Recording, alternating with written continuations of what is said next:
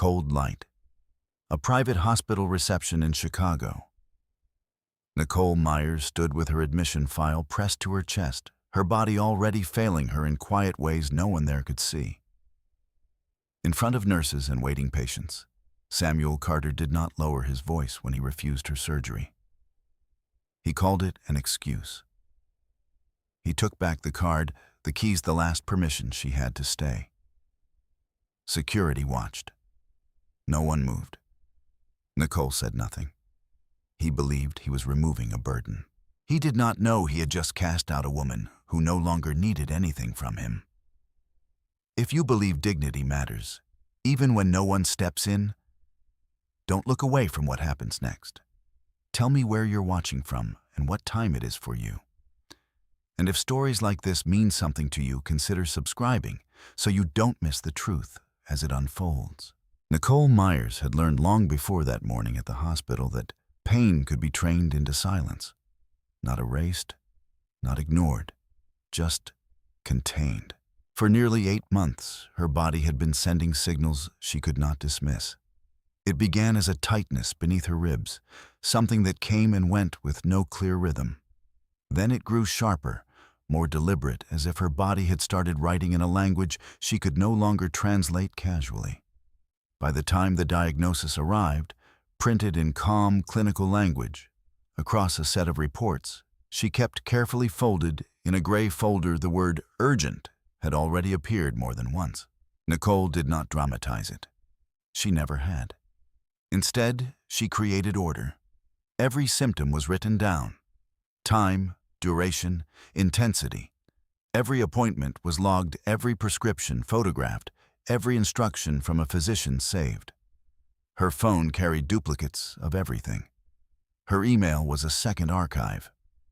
Her notebook, kept in the same drawer beside her bed each night, held the handwritten version because she trusted ink in a way she did not fully trust anything else. Samuel Carter knew about the diagnosis. He had been there the first time a specialist explained that surgery would not be optional for long. He had nodded in the way people do when they understand the words, but have already decided what they mean. At the time, he had placed a hand lightly against Nicole's shoulder in the doctor's office. At a gesture that could be mistaken for support if one did not watch closely enough. But Nicole had watched, and she had written it down. At home, the tone shifted quickly. "What did they actually say?" Samuel asked that evening, not looking up from his laptop. Nicole stood near the kitchen counter, the folder still in her hands. "They said we shouldn't delay too long." "We shouldn't delay," he repeated as if testing the phrase for weakness. "That's not the same as urgent." Nicole didn't argue. She placed the folder down, opened it, and turned it toward him. The word was there again, underlined in a doctor's handwriting. Samuel glanced at it for less than a second before closing the folder. "They always say that," he said. "It's how they make sure you come back." Nicole nodded once. Not in agreement, just acknowledgement. That night she added a line to her notebook. He dismissed urgency. It was not the first line of its kind. Over the following weeks, the pattern became clearer. Every attempt Nicole made to move the process forward was met with delay. Insurance discussions that stretched longer than necessary. Requests for second opinions that were never scheduled. Conversations redirected toward cost, timing, inconvenience. Samuel spoke often about practicality. "We have to be smart about this," he would say. "There's no reason to rush into something this serious." Nicole learned to recognize the difference between caution and avoidance. One asked questions. The other created distance. She did not confront him directly, not because she lacked the words, but because she had already seen how quickly words could be reshaped in his hands. Instead, she continued documenting. Emails were saved. Messages were screenshot. Even the pauses in conversations, the moments where Samuel chose not to answer, became part of the record she was quietly building. There were days when the pain forced her to sit down in the middle of simple tasks. Once, while folding laundry, she had to lower herself onto the floor. because the room tilted too sharply to trust her balance. She stayed there for several minutes, breathing slowly, waiting for the world to steady itself again. When Samuel came home that evening, she was already standing, the laundry finished. "You look tired," he said, hanging his coat. "I had a rough afternoon," Nicole replied. He nodded, distracted. "You've been saying that a lot." Nicole held his gaze for a moment, then looked away. Later in her notebook, she wrote, "He hears repetition, not change."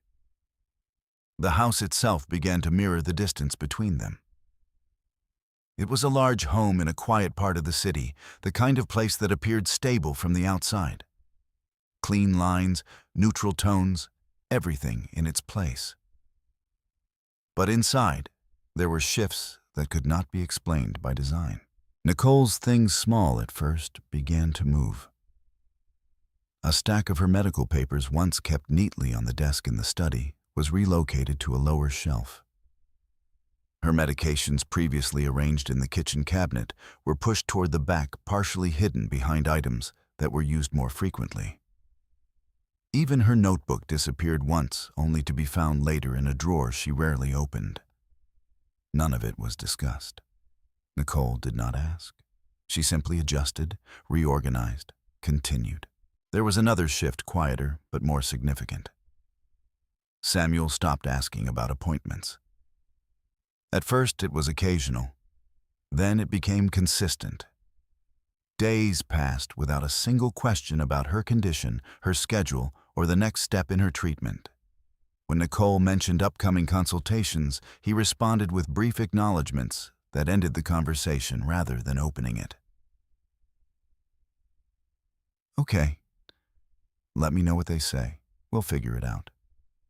But they never did. Nicole noticed something else in those same weeks.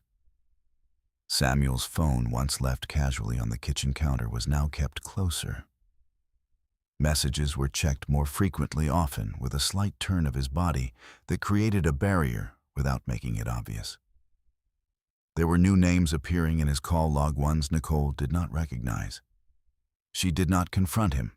She documented dates, times, duration of calls. There was one name that appeared more than others: Vanessa. No last name, no explanation. Nicole wrote it down anyway. The first time Samuel stayed out past midnight without prior notice, he returned with a simple explanation. Work ran late. Nicole nodded. Okay.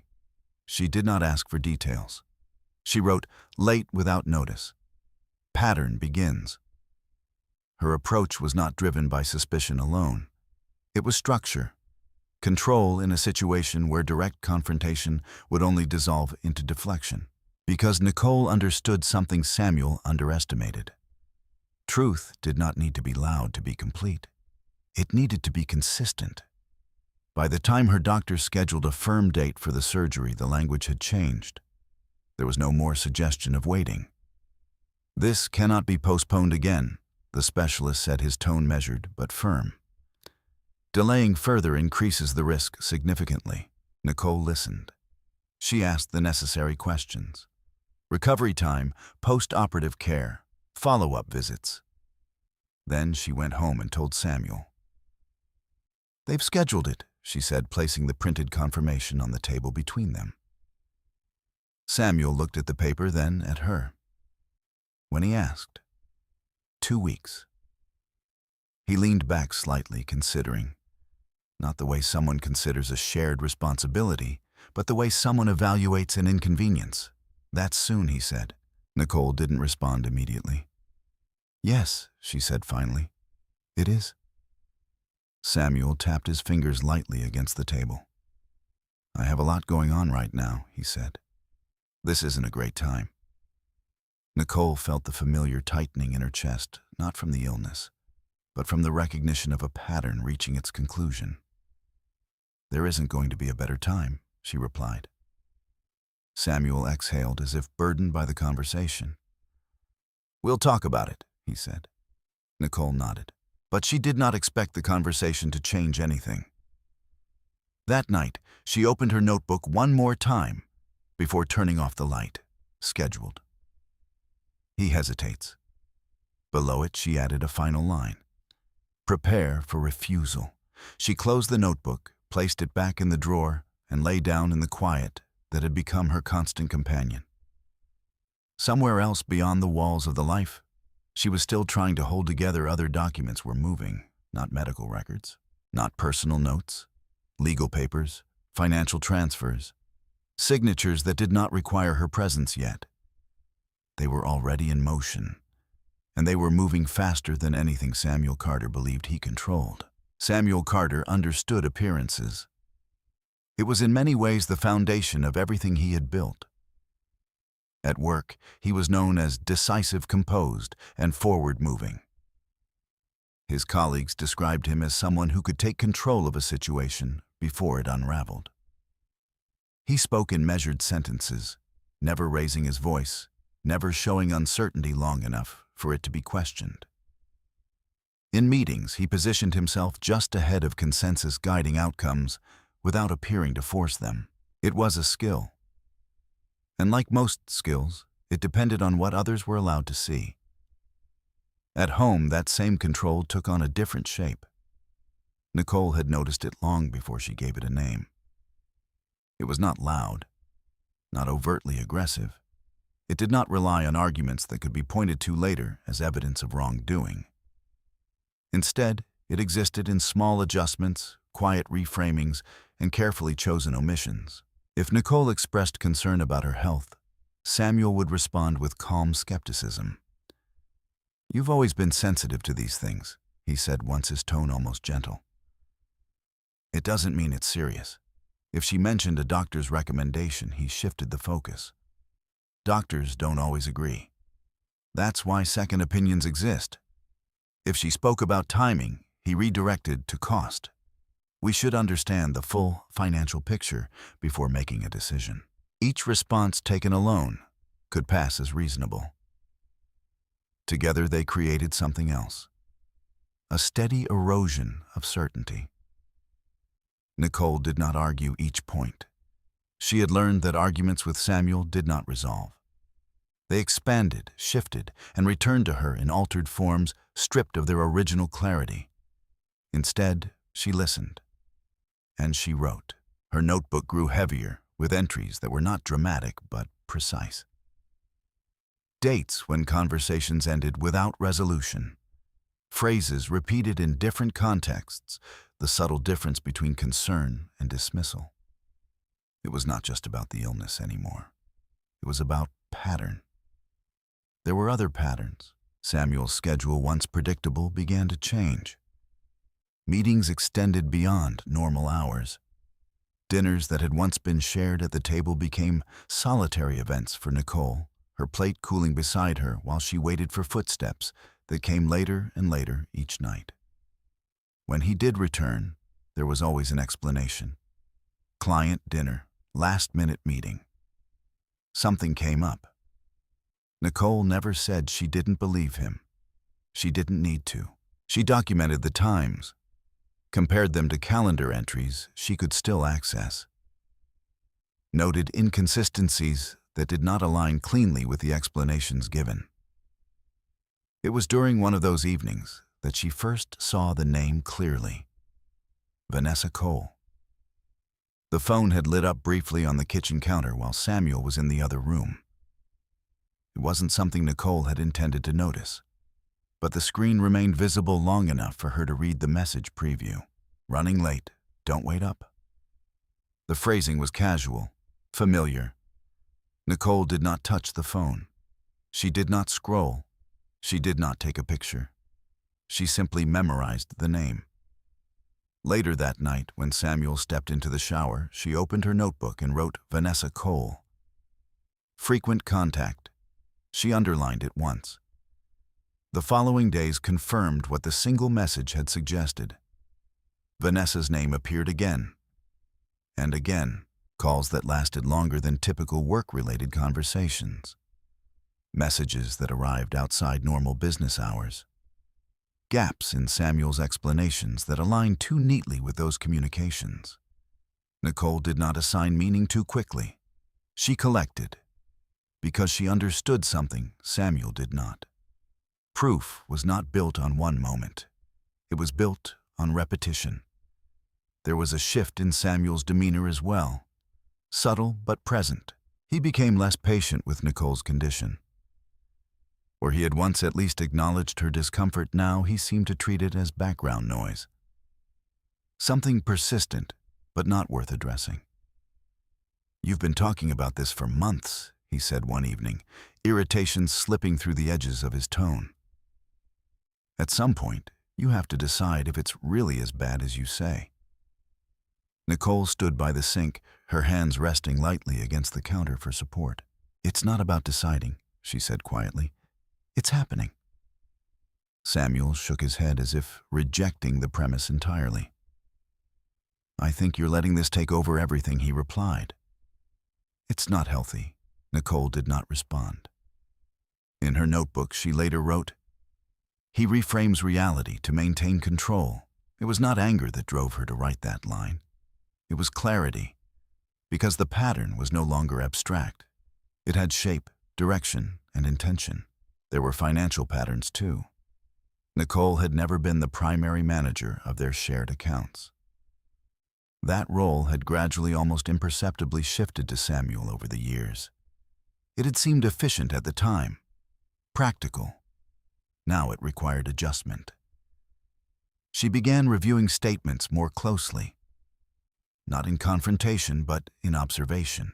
There were charges that did not fit their usual routines. Restaurants in parts of the city they did not frequent together. Purchases that suggested gifts, jewelry, clothing, none of which had appeared in their home. Transfers between accounts that lacked clear explanation. Nicole did not question Samuel about these. She copied the statements, saved them digitally. Printed versions were placed in a separate folder distinct from her medical records. Order mattered. Clarity mattered, because even as her body weakened, her understanding strengthened. There was one evening not long before the scheduled surgery when the distance between them became impossible to ignore. Samuel sat in the living room, his phone in his hand, a slight smile forming and disappearing as he read something on the screen. It was a private expression, unguarded for just a second longer than usual. Nicole noticed. She didn't comment. She walked past him toward the hallway, steadying herself briefly against the wall when the now familiar wave of pain moved through her. Samuel did not look up, not immediately. When he did, it was only after she had already disappeared from view. "You okay?" He called out, the question delayed enough to lose its weight. "I'm fine," Nicole answered from the other room. The words were simple, accurate in one way, incomplete in another. Later, in the quiet of the bedroom, she added another line to her notebook. "He asks after the moment has passed." It was not an accusation. It was a record.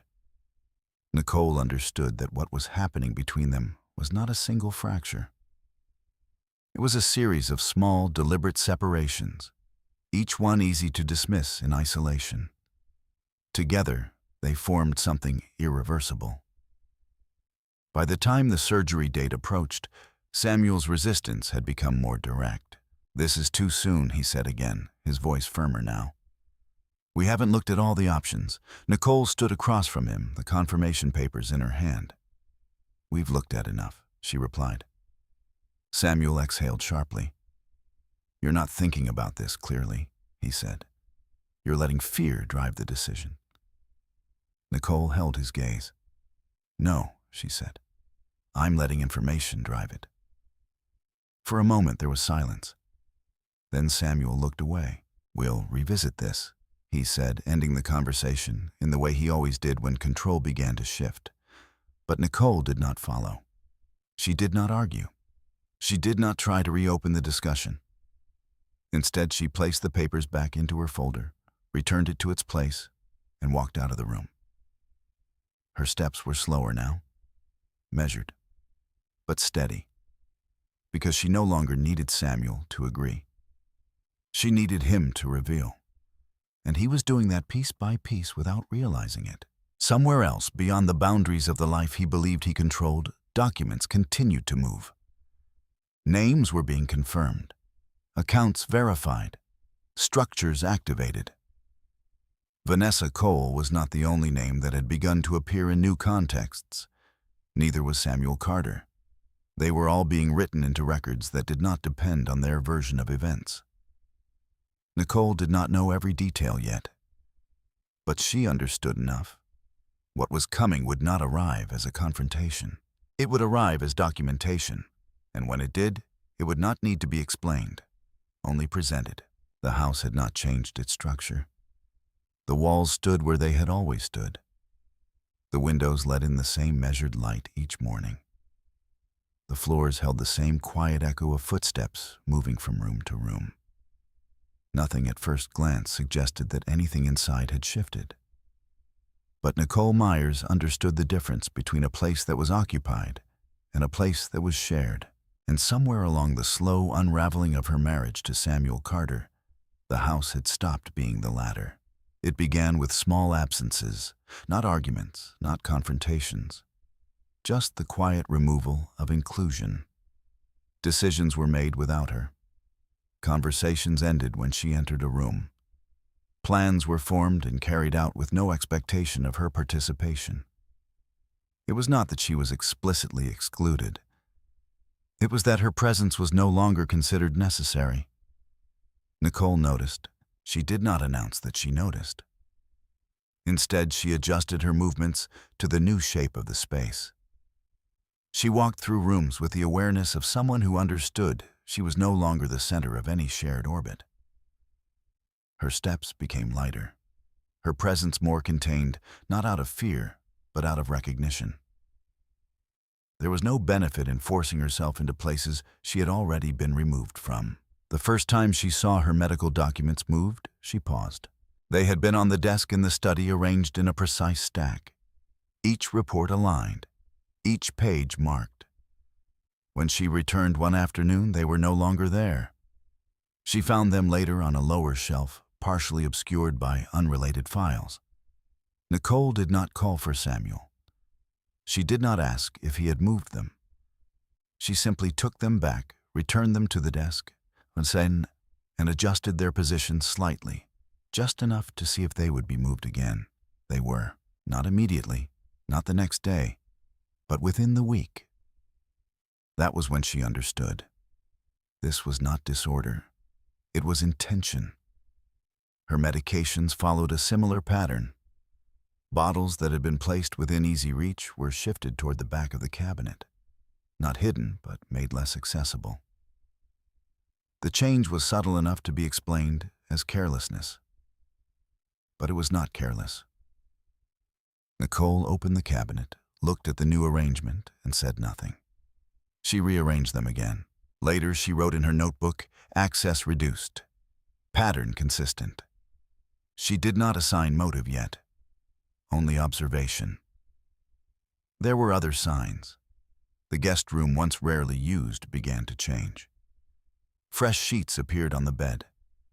A new set of towels was folded neatly in the adjoining bathroom. Items that did not belong to Nicole and had never been part of the home started to surface in small, deliberate ways. A bottle of perfume she did not recognize. A hairbrush with strands that were not her own. Nicole did not touch them. She did not remove them. She left everything exactly as it was, because she understood something Samuel had overlooked. Evidence was most powerful when it remained undisturbed. She noted the items, their positions, the dates they appeared. Vanessa Cole was no longer just a name in her notebook. She was becoming a presence. Samuel did not introduce her. He did not need to. His behavior adjusted around the space, as if accommodating someone else's eventual arrival. Nicole observed the timing. The nights Samuel returned later grew more frequent. The explanations grew shorter. The distance between his words and his actions widened until there was no longer any attempt to reconcile them. One evening, Nicole was seated at the dining table, a single plate in front of her, when Samuel walked in with a phone call already in progress. He did not acknowledge her immediately. Instead, he moved past her, His voice lowered just enough to signal privacy, but not enough to make the conversation unintelligible. "I told you I'll handle it," he said, pacing slowly near the living room window. "Just give me a little more time." Nicole did not turn to look at him. She focused on the plate in front of her, listened without appearing to listen. There was a pause on the other end of the call. Samuel's tone softened slightly. "No, she doesn't know anything," he said. "It's fine." Nicole's hand remained steady as she set her fork down. She did not react. She did not breathe differently. She simply waited until the conversation ended.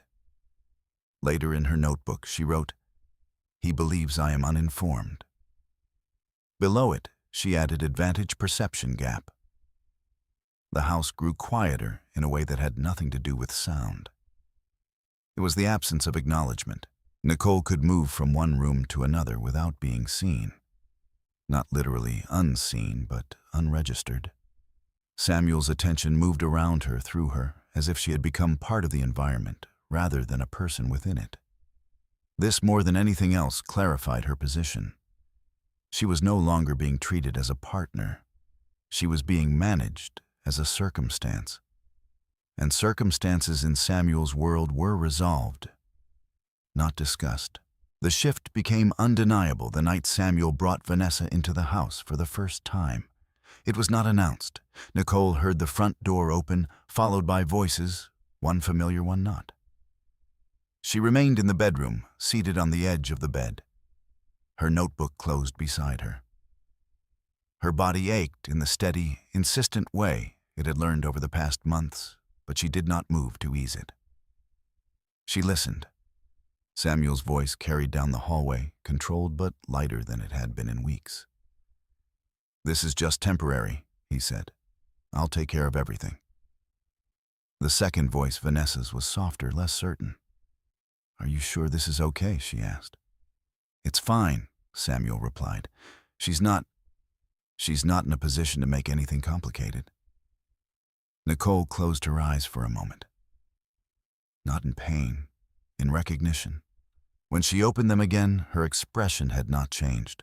She stood slowly, steadying herself against the edge of the dresser, and walked to the bedroom door. She did not open it. She did not step into the hallway. She remained where she was, listening to the movement of two people establishing themselves in a space that had once been hers. There was no confrontation, no raised voices, no demand for explanation. Because Nicole understood something Samuel did not. The moment of confrontation would not be decided by emotion. It would be decided by timing. And this was not the moment. She returned to the bed, sat down, and reached for her notebook. Her hand was steady as she wrote. "Vanessa present in home. Samuel confirms intent." She paused, then added one more line. No longer hypothetical. The words were not dramatic. They did not need to be. They were precise, complete. In another part of the city, in an office where names were checked against records and signatures were verified, against existing files, the name Nicole Myers had begun to carry weight beyond the walls of her home. Edward Myers had not left his affairs to chance. The legal structures he had built were not dependent on proximity or visibility. They were designed to function independently of the personal circumstances of the heir they protected. Nicole did not yet know the full extent of what had been set in motion. But the system did. Accounts were being confirmed, assets aligned, conditions satisfied. The timing was not accidental. It never had been. Back in the house that had stopped being her home, Nicole closed her notebook and placed it carefully in the drawer beside her bed. The room was quiet again. But it was no longer the quiet of uncertainty. It was the quiet that comes when a pattern has revealed itself completely. And when that happens, the next step is no longer a question. It is a sequence. Nicole lay back slowly, her body heavy but her mind clear. Outside the room, Samuel and Vanessa continued to move through the space, as if it already belonged to them. Inside, Nicole did not resist. She did not reclaim. She prepared. Because what Samuel believed he was taking from her was no longer the center of anything that mattered. And what was coming would not require her to raise her voice. It would require her to remain exactly as she was. Still, observant, and ready to step forward only when the structure around her had finished aligning. The hospital looked the same as it always did.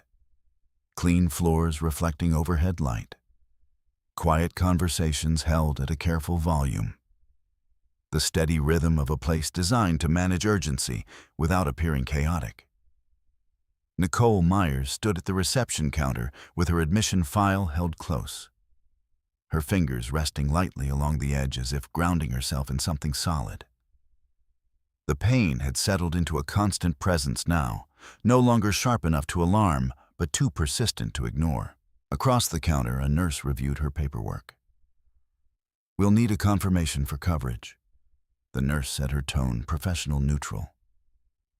"Once that's verified, we can proceed with intake." Nicole nodded. "My husband has the card."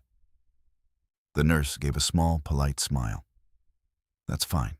We can wait." Nicole did not turn immediately. She already knew where Samuel was standing. A few feet behind her, close enough to hear everything, far enough to remain separate. "Samuel," she said, her voice quiet but clear. There was a pause before he responded. What Nicole turned, then meeting his eyes without urgency. "They need the card." Samuel's expression did not change. For a moment he said nothing. His gaze moved from Nicole to the nurse, then back again, as if recalculating something that had already been decided. "I'm not giving them anything yet," he said. The nurse hesitated, uncertain. "Sir, we just need to confirm." "I heard you." Samuel interrupted, his tone controlled but firm. "I'm not authorizing anything." The words landed with a clarity that cut through the ambient noise of the room. A few heads turned. Nicole remained still. "This is scheduled," she said. The doctor said it couldn't be delayed. Samuel let out a quiet breath, the kind that signaled the beginning of a conversation he did not intend to have. "They say that about everything," he replied. "It doesn't mean we rush into it." Nicole's grip on the folder tightened slightly. "It's not about rushing," she said. "It's about timing." Samuel shook his head. "No," he said. "It's about you deciding that everything is an emergency when it's not." The nurse shifted uncomfortably, glancing between them. "We can step aside if you need to discuss." "There's nothing to discuss," Samuel said. His voice was louder now, not raised in anger, raised in certainty. Nicole felt the weight of the room change. People were listening, watching. She did not lower her voice. "It's already been discussed," she said. "With the doctor, with the specialist." Samuel stepped closer, closing the distance that had separated them. "And I'm telling you," he said, his voice steady, "we're not doing this today." The word we did not land the way it once might have. Nicole held his gaze. "You don't get to decide that alone," she said. There was a brief silence. Not long, but long enough. Samuel's expression shifted then, not dramatically, but enough for Nicole to recognize the change. Control, when challenged, publicly required reinforcement. "You're not thinking clearly," he said, turning slightly so that his voice carried beyond just the two of them. "You've been pushing this for months, and every time we look at it, it's the same thing. More tests, more procedures, more costs." The nurse spoke again, more cautiously this time. "Sir, the attending physician has already." "I don't care what the physician said," Samuel replied, cutting her off again. "I'm not authorizing payment for something that hasn't been properly evaluated." Nicole felt the words settle around her, not because they were new, because they were no longer private. "They have evaluated it," she said. Multiple times. Samuel's jaw tightened slightly. And yet he said, "You're still standing here." The implication was clear. If it were truly urgent, you wouldn't be able to stand. Nicole did not respond immediately. She allowed the silence to exist, allowed the logic of his statement to reveal itself. Then she spoke. "That's not how this works." Samuel gave a short, dismissive shake of his head. "No," he said. "This is exactly how it works. You take something that could be managed, and you turn it into something dramatic." The word dramatic lingered in the air.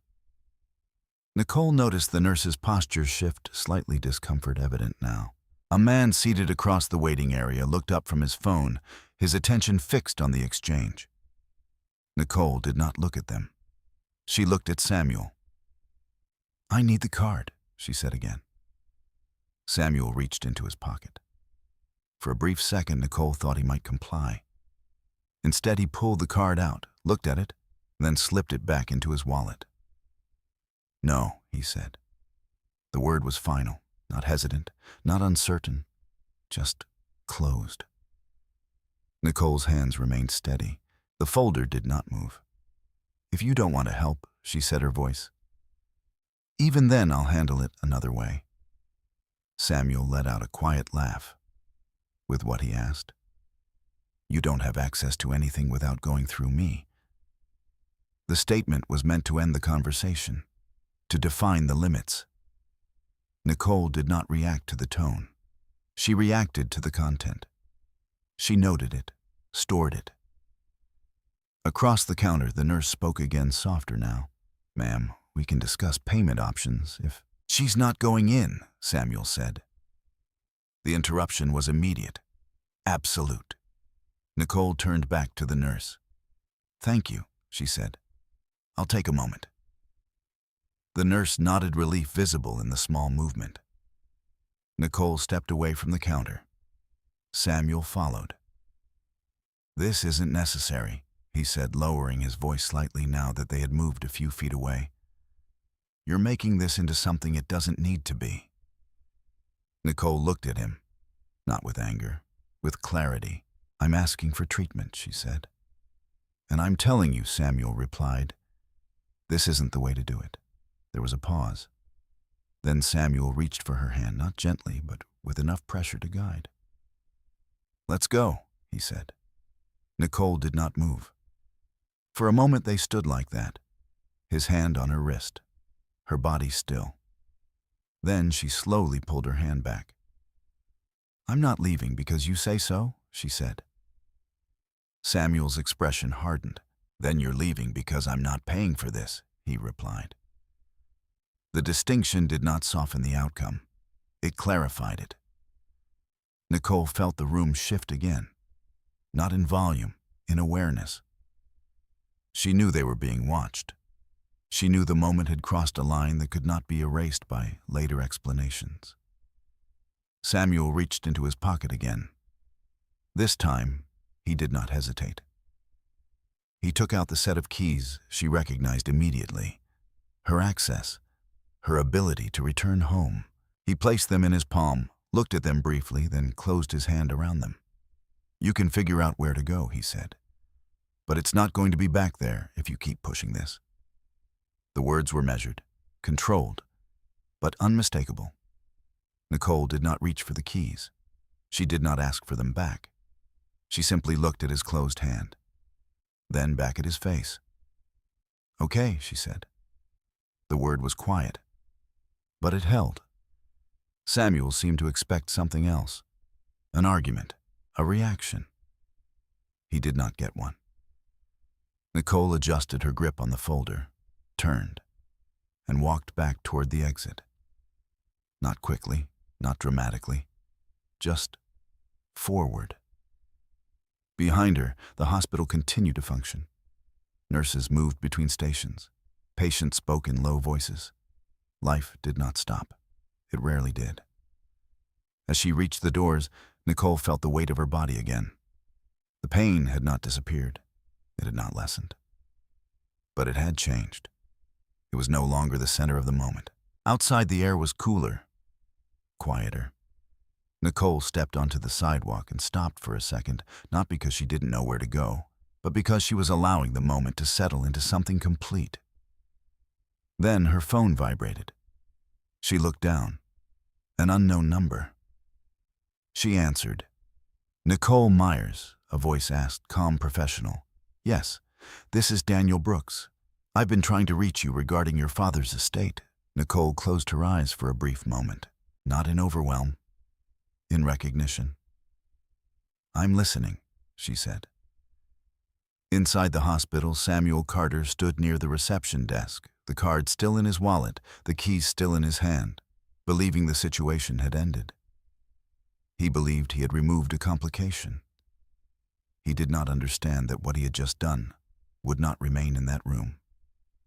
It had been seen, heard, and more importantly, it had been recorded, if not by device, then by structure. Nicole stepped away from the entrance, the phone still at her ear. The conversation on the other end had already begun to move into details. Legal terms, verification steps, processes that did not require Samuel's permission. She walked slowly, her body careful, her mind clear. Because the moment that had just taken place was no longer a question of what she had lost. It was a confirmation of what she needed to let go, and what had already begun quietly to move toward her. Nicole Myers did not move immediately after the call began. She stood on the sidewalk just outside the hospital entrance, the glass doors sliding open and closed behind her in a steady rhythm. People passed by without noticing her. A stretcher was wheeled out. A nurse spoke quietly into a headset. The world continued with its usual efficiency. Nicole listened. "Miss Myers," the voice on the other end said again. Calm and precise, "My name is Daniel Brooks. I represent the estate of Edward Myers. I understand this may not be the best moment, but we've had difficulty reaching you." Nicole did not rush to respond. "I've seen your messages," she said. "I wasn't ready to return them." "That's understandable," Daniel replied. There was no impatience in his tone. "But there are matters that can no longer be delayed." Nicole's gaze moved across the street, unfocused. "Go on," she said. There was a brief pause, the kind that often precedes the careful selection of words. "Your father established a trust structure that names you as the sole beneficiary," Daniel said. "Several conditions tied to the final transfer have now been satisfied. As of this morning, those assets are no longer held in provisional status." Nicole closed her eyes for a moment. Not in shock, in alignment. The timing was too precise to be dismissed as coincidence. "What does that mean?" she asked. "In practical terms, it means," Daniel continued, "that you now have legal control over the assets contained within the Myers Trust. This includes liquid accounts, equity holdings, and several real estate interests. The total value, based on current assessments, is approximately $720 million. Nicole did not react outwardly. Her breathing remained even, her posture unchanged. "I see," she said. Daniel did not fill the silence. He allowed it, because he understood something about clients like Nicole. They did not need reassurance. They needed clarity. "There are steps we need to complete," he said after a moment. "Verification of identity, execution of final documents, and coordination with the financial institutions holding the assets. These are procedural but necessary." Nicole shifted slightly, her body reminding her of its limits. "I'm not in a position to travel far today," she said. "That won't be necessary," Daniel replied. "We can arrange for a mobile verification team or a secure virtual process, depending on your preference." Nicole considered. The hospital doors opened again behind her. Someone laughed softly. A car passed on the street. "I can come to you," she said, "if it's within the city." "It is," Daniel confirmed. "Our office is in the Loop. We can prepare everything for your arrival." Nicole nodded once, though he could not see it. "I'll be there this afternoon," she said. "We'll be ready," Daniel replied. The call ended without ceremony. Nicole lowered the phone slowly, her fingers resting lightly against its edge. For a moment she did not move, not because she was uncertain, because she was recalibrating. The sequence had shifted. What had once been a series of reactions, appointments, delays, negotiations, was now becoming a series of actions. Defined, structured, independent. She turned slightly, looking back at the hospital entrance. Samuel was no longer visible. That too was expected. He had made his decision. And in doing so, he had clarified hers. Nicole did not go back inside. She stepped away from the entrance and began to walk. Not quickly. Her pace was measured, each step deliberate, her body adjusting to the discomfort that had become familiar. She moved with the awareness of someone who understood her limitations, but refused to be defined by them. The city around her felt different now, not changed, revealed. Because the structure that had always existed beyond her immediate life was now intersecting with it directly. A few blocks away, she found a quiet cafe. It was not crowded. The kind of place where conversations stayed low and people remained focused on their own thoughts. Nicole chose a table near the window, set her folder down carefully, and sat. For a moment, she simply breathed. Then she opened the folder. Medical reports, test results, doctor's notes, all the evidence of what her body had been enduring. She placed her phone beside it, opened her email. There were multiple messages from Daniel Brooks. Formal, clear, attached documents outlining the structure of the trust. Names of financial institutions, account summaries, legal language that did not attempt to persuade, only to define. Nicole read through them slowly, not skimming, not rushing. She traced each line with the same care she had given her medical records, because this too required precision. One document listed the core components of the Myers Trust: equity stakes in several mid-sized firms, commercial real estate holdings across multiple states, liquid accounts distributed across protected institutions. It was not just wealth, it was infrastructure. Nicole closed the document, sat back slightly, and allowed the weight of that understanding to settle not as emotion, but as context. This was not something that could be misused easily. It was designed to be controlled, protected, and it was now hers to manage. Her phone vibrated again. A message from Samuel. "Where are you?" Nicole looked at the screen. The question was simple, direct. It did not reference the hospital, did not reference what had just occurred. It existed as if the previous hour had not fundamentally changed anything. Nicole did not respond immediately. Instead, she opened her notebook. The same one she had been using for months.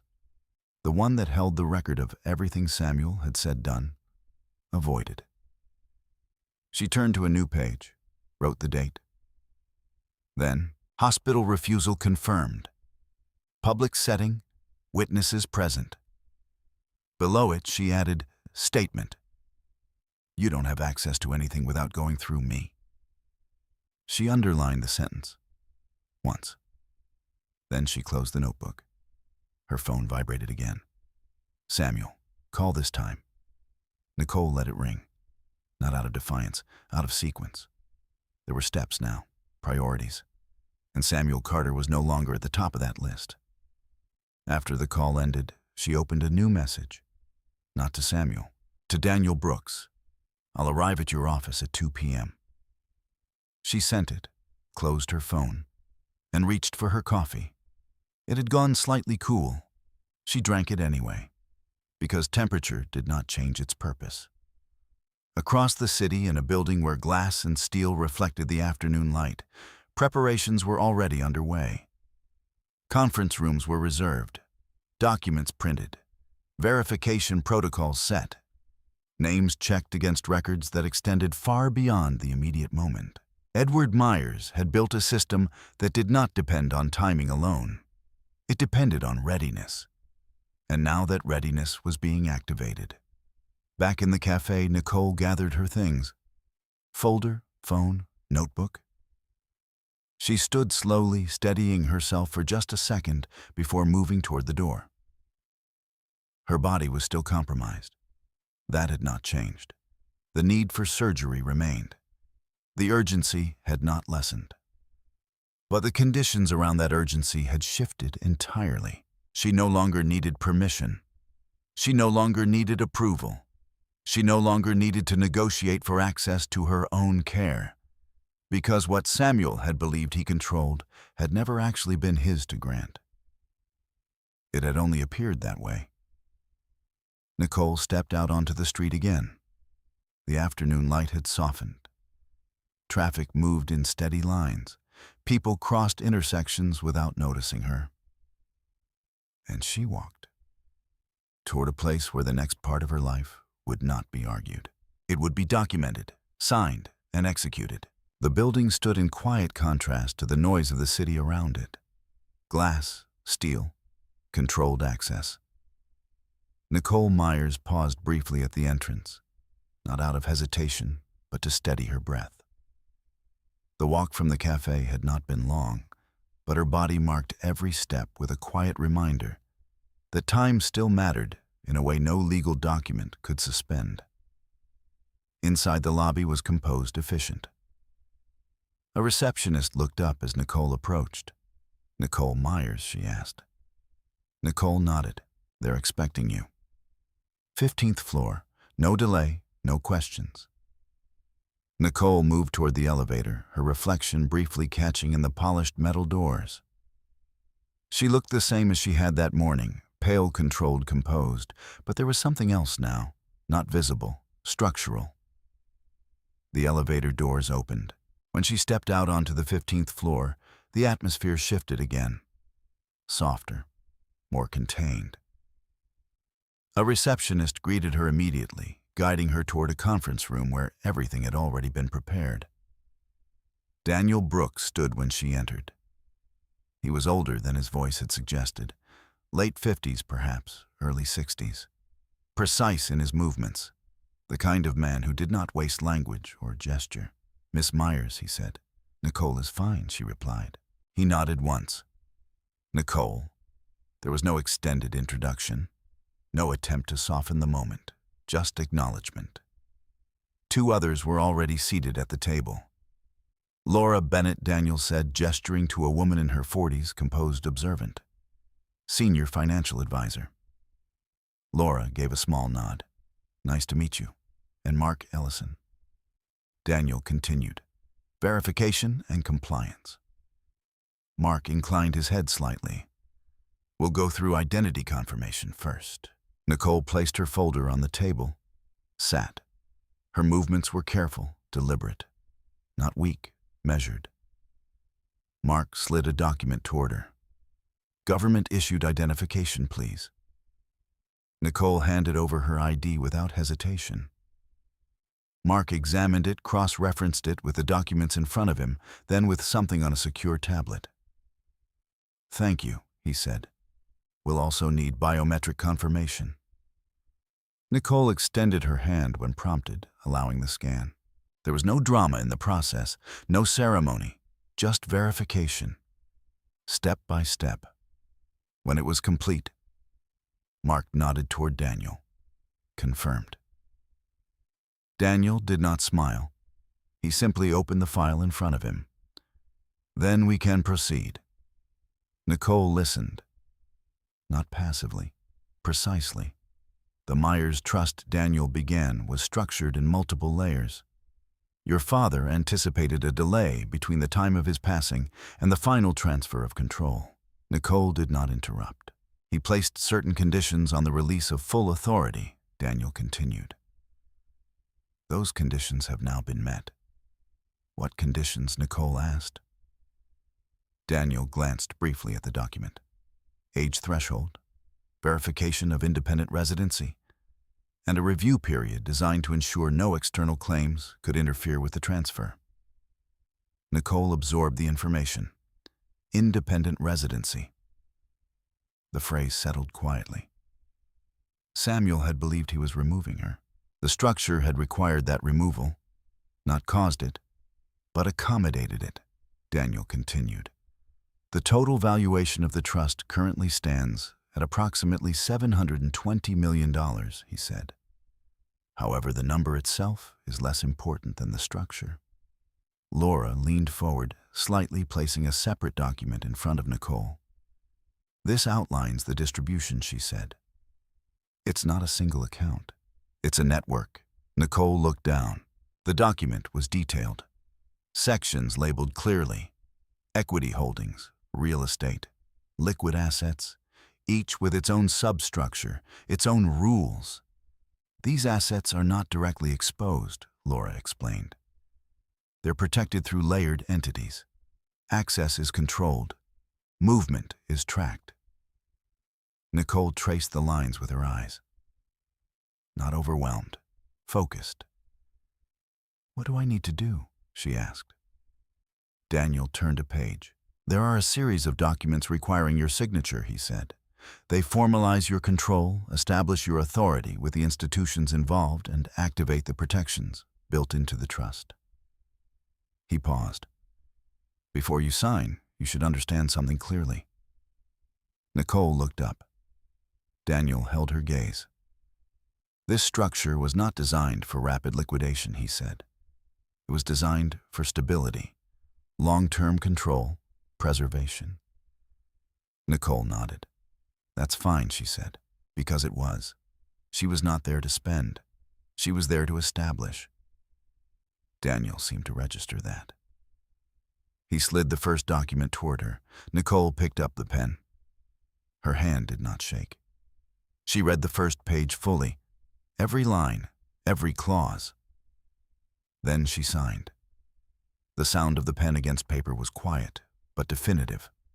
One document, then another, each one building on the last, authority transferring, control formalizing. Laura spoke occasionally, clarifying structure, outlining access protocols, explaining how different accounts would interact. Mark remained mostly silent, ensuring each step aligned it with compliance requirements. Nicole asked questions when necessary. Not many, but each one precise. How are medical expenses handled within this structure? Laura responded immediately. There's a dedicated provision, she said. High priority access, no external authorization required. Nicole held her gaze for a moment, then nodded. That was enough. Daniel turned to another section. There's also a legal protection clause, he said. It prevents spousal access to these assets unless specific conditions are met. Nicole did not react outwardly. What conditions? She asked. Direct contribution to asset growth, Daniel replied. Documented, verified, not implied. Nicole understood. Samuel had no claim, not structurally, not legally, not in any way that could be argued through assumption. She signed the next document, then the next, each signature closing one system, opening another. At the end of the sequence, Daniel closed the file. It's done, he said. No emphasis, no pause, just fact. Nicole placed the pen down. For a moment, no one spoke. Then Laura leaned forward slightly. There are a few immediate steps we should take, she said, primarily regarding account security. Nicole nodded. Go ahead. Laura outlined them clearly. Password resets, access restrictions, notification systems. Given your current situation, Laura added it would be advisable to review any joint financial structures you have in place. Nicole already had. She opened her folder, removed a set of printed statements, placed them on the table. These, she said. Laura looked down. Her expression did not change, but her attention sharpened. Do you want us to review these now? She asked. Yes, Nicole replied. Laura began scanning the documents. Her eyes moved quickly, precise. After a moment, she looked up. These transfers, she said, pointing to a series of entries, are irregular. Nicole did not respond. She had expected that. They're not consistent with standard joint account activity, Laura continued. And they're not properly documented. Daniel leaned slightly forward, his attention now fully engaged. Do you have context for these? He asked. Nicole met his gaze. I have records, she said. She opened her notebook, turned to the relevant pages, placed it beside the statements. Dates, times, notes, everything aligned. Daniel looked from the notebook to the statements, then back again. Understood, he said. He closed the file slowly. This will need to be addressed, he added. Nicole nodded. I know. There was no urgency in her tone, because this was no longer a moment of reaction. It was sequence. The first part had already been completed. Identity, control, authority. What came next would not require confrontation. It would require presentation. Nicole gathered her things. Folder, notebook, phone. She stood slowly, her body still carrying the weight of everything it had endured. Daniel rose as well. If you need anything further, he said, you contact us directly. Nicole inclined her head. I will. She turned toward the door, paused briefly, then walked out. Behind her, systems had been activated that did not depend on Samuel Carter's understanding or his permission. And for the first time since the morning began, Nicole was no longer moving within a structure defined by someone else. She was moving within one that recognized her, fully, completely, and without question. The first night after the signing did not feel different. That was what Nicole Myers noticed most. No shift in the air, no sense of arrival, no quiet satisfaction that something had been secured or won. The city outside continued in its steady rhythm, indifferent to what had just been set in motion. Traffic moved, lights changed, conversations rose and fell behind closed doors. Nothing announced itself. And yet everything had changed. Nicole did not return to the house she had left that morning. She did not call Samuel. She did not send a message explaining where she was or what she intended to do next. Not because she was avoiding him, but because explanation was no longer a requirement for movement.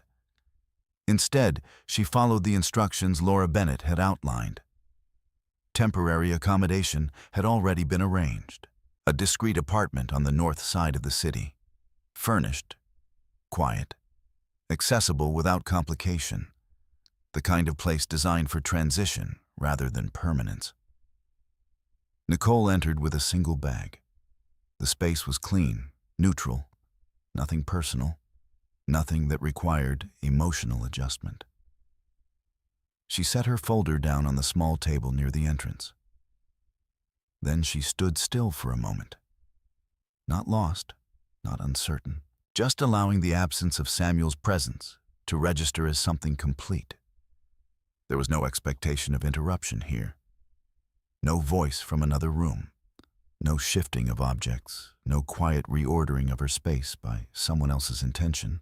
The silence held. Nicole moved slowly through the apartment. Her steps measured her body, still reminding her of its limits. The pain had not diminished. If anything, it had settled more firmly, no longer masked by the urgency of the hospital or the structure of the meeting that followed. She reached the bedroom, sat on the edge of the bed, closed her eyes briefly, then opened them again. There were still things to do. She reached for her phone, not to call Samuel, to follow sequence. The first call was to the hospital, the same hospital she had left earlier that day. Admissions, a voice answered. This is Nicole Myers, she said. I need to confirm a surgical admission. There was a brief pause as the system searched. I see your file, the receptionist replied. It was noted as incomplete earlier. Yes, Nicole said. That's been resolved. Another pause. Do you have updated payment authorization? I do. Nicole provided the necessary information. Account details, authorization codes, everything that had been inaccessible hours before now moved without resistance. "Thank you, Miss Myers," the receptionist said. "We can proceed with scheduling. The earliest available slot is in 3 days." Nicole did not hesitate. "I'll take it. Understood. We'll send confirmation to your email." The call ended. Nicole set the phone down beside her. 3 days. The timeline was no longer uncertain. The delay had been removed. She opened her email. The confirmation arrived within minutes. Clear, precise. No ambiguity. Nicole read it once, then archived it, because the information did not need to be revisited. It had been secured. Her phone vibrated again. This time, the name on the screen did not belong to a receptionist or a legal office. Samuel. She watched the call for a moment, not with tension, with observation. Then she let it ring. It stopped. A message followed almost immediately. "Where are you?" Nicole read the words. Simple, direct. As if the day had been nothing more than a minor disruption. As if the structure between them had not already shifted beyond recognition. She did not respond. Instead, she opened her notebook, the same one she had carried through months of observation. She turned to a new page, wrote the date, then temporary residence established, no contact initiated. Below it, she added surgery confirmed independently. She paused, then wrote one more line, access no longer mediated. The words were not emotional, they were structural, because that was what had changed. Not how she felt, how she moved. Across the city, Samuel Carter was beginning to notice the absence. At first, it was logistical.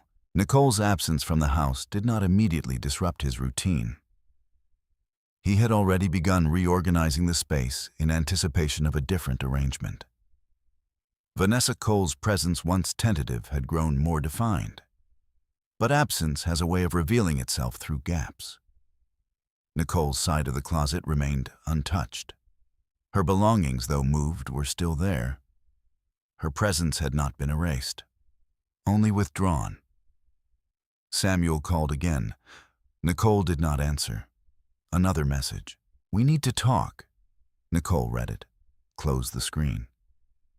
There was nothing to discuss that had not already been made clear, because conversation had never been the mechanism of change between them. Documentation had been. And that process was already in motion. Nicole stood from the bed, moved to the small desk near the window, sat. Her laptop was already there, placed by arrangement. She opened it, logged into the accounts Laura had helped establish. Everything was in place, secure, segmented, visible. She navigated through them carefully, not exploring, reviewing. Each account carried its own structure, its own limitations, its own protections. She did not attempt to move anything. That was not the purpose. The purpose was awareness, understanding where everything existed, how it connected, how it could be accessed when necessary. There was one section she paused on. Medical provisions. Laura had mentioned it. A dedicated pathway for expenses related to health. Nicole opened the details. The language was clear. Immediate access. No external authorization, no dependency. She closed the file, sat back slightly, and allowed that single fact to settle. Because that was the point of fracture. The place where Samuel had drawn a line that no longer existed. Her phone remained silent for a few minutes. Then it vibrated again. Another message from Samuel. "This isn't how you handle things." Nicole read it once, then placed the phone face down. Because the statement did not require correction, it revealed itself. In her notebook, she added, "He defines control as process." Then beneath it, process has changed. The apartment remained quiet. Outside, the city moved without interruption. Inside, Nicole's world had narrowed, not in limitation, but in focus. 3 days. That was the next marker. Not an argument, not a confrontation, a procedure, necessary, defined. She stood again, moving slowly toward the kitchen. There was food in the refrigerator. Prepared. Simple. She ate without distraction, without urgency, because even now, with everything shifting around her, Nicole understood something that had remained constant. Strength did not require speed. It required consistency. Afterward, she returned to the bedroom, placed her notebook in the drawer beside the bed, the same place she had kept it before. Routine mattered, even in transition. She lay down carefully, adjusting to the discomfort that had become familiar, closed her eyes, and allowed the day to settle into memory, not as a turning point, but as confirmation, because what had happened was not sudden. It had been building, quietly, patiently. Now it had simply aligned. And when alignment occurs, movement follows. Not loudly, not visibly, but with a certainty that does not require acknowledgement. Nicole slept, not deeply, but without interruption. Because for the first time in months, the structure around her was not shifting against her. It was holding. And it would continue to hold, regardless of whether Samuel Carter understood it or not. Samuel Carter did not notice the absence all at once. At first, it was procedural, a change in routine, a missing presence that could be explained by distance, by disagreement, by what he had already framed as temporary. He moved through the house the same way he had the night before, adjusting details, shifting objects, preparing for a version of life he believed he had already secured. Vanessa Cole stood in the kitchen that morning, her back turned slightly as she placed a cup on the counter. "You didn't say she'd be gone," she said. Samuel adjusted his watch without looking up. "She left," he replied. "That's her decision." Vanessa hesitated. After the hospital, Samuel's expression tightened briefly, though he masked it quickly. "She overreacted," he said. "It wasn't what she made it out to be." Vanessa did not respond immediately. Her presence in the house had grown more defined overnight, but not more comfortable. There was a difference between entering a space and belonging to it. She could feel that distinction even if she could not articulate it fully. Samuel moved past her, reaching for his phone. "She'll come back," he added. "She always does when things settle." The certainty in his tone was not supported by evidence. It was habit. Vanessa nodded, though her expression remained uncertain. Samuel checked his messages again. No response. "Where are you? We need to talk. This isn't how you handle things." Each message had been sent with the expectation of reply. Each had remained unanswered. Samuel placed the phone down, not with concern, with irritation. "She's doing this to make a point," he said. Vanessa glanced toward him. Or maybe she just needs space. Samuel let out a short breath. "She's had space," he replied. "Months of it." He moved toward the living room, his steps steady, controlled. Because in his understanding, nothing had fundamentally changed. Nicole's illness had been exaggerated. Her reaction had been emotional, her departure temporary. The structure, as he saw it, remained intact. He still held the accounts, the house, the control, or so he believed. The first indication that something had shifted came later that morning. Samuel sat at his desk, reviewing a set of financial statements he had not examined closely in several days. The numbers were familiar, the patterns predictable, until they weren't. A notification appeared on his screen. Access update required. Samuel frowned slightly, clicking into the account. The interface loaded, then paused, then displayed a message he had not seen before. Restricted access pending verification. He stared at it for a moment, then refreshed the page. The message remained. Samuel leaned back slightly. Annoyance surfaced first. A system error, a temporary issue. He reached for his phone, dialing the bank directly. After a brief hold, a representative answered. "Thank you for calling. How can I assist you?" "This is Samuel Carter," he said. "I'm trying to access my account, and I'm getting a restriction notice." The representative paused. "Can you confirm the account number?" Samuel provided it. Another pause, longer this time. "Mr. Carter," the representative said carefully, "there have been recent updates to the account structure. Access permissions have been modified." "Modified?" How Samuel asked, his tone tightening. "There is now an additional authorization layer in place," the representative replied.